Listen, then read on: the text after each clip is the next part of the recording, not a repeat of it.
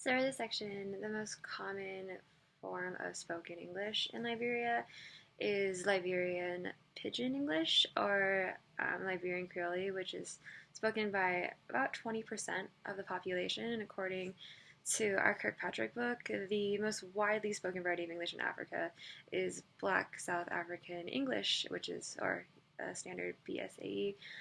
And while Liberia is not in the south, it's in the west. It's has a lot of the common linguistic features that you see in African Englishes, and some of these you can see in our video.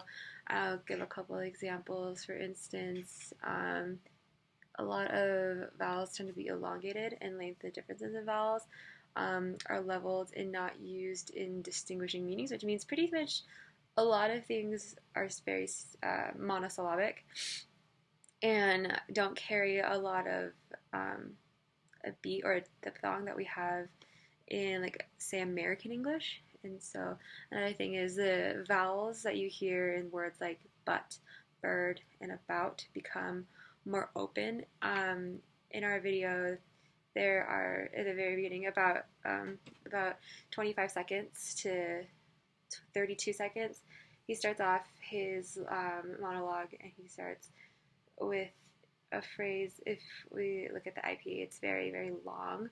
The vowels are very, very open and round sounding, and so that is something that is common in that dialect. Other differences in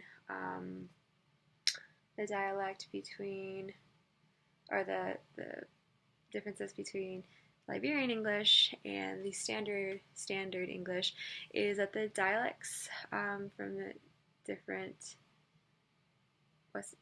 West African variations mostly exist in the vowel sounds, and a lot of it is gliding monosyllabic, and so everything more or less doesn't have like any distinguishing features to it, and that is really evident towards the end of our video clip.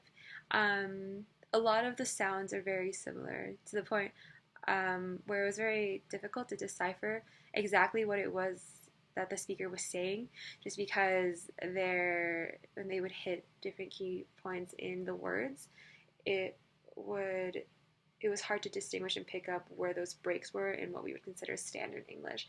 And so translating that section was more so just picking out the sounds and trying to decipher the syllables and get those translated rather than the actual words and what was being said. And so also sentences and words are often not completed, and this can be seen in our example video as well. Our speaker uses a lot of short phrases that feel like there'd be almost a semicolon between them and then carried over. And these standards are a little bit different. There is a little bit of an accent that goes along with it, and so the accent varies where the sentence ends. And so, to get, for example, when in standard American English, when you ask a question, your inflection goes up. But in other languages, it can actually vary and go down. But for this particular instance, it would cut short and then bleed into the next section. And so it was either very difficult to find the point where the sentence is stopping, or to find the point where to decipher whether or not it had stopped at all. So a lot of remaining consonants and a lot of verbs are actually also deleted from like a standard sentence structure. A lot of, for example, he says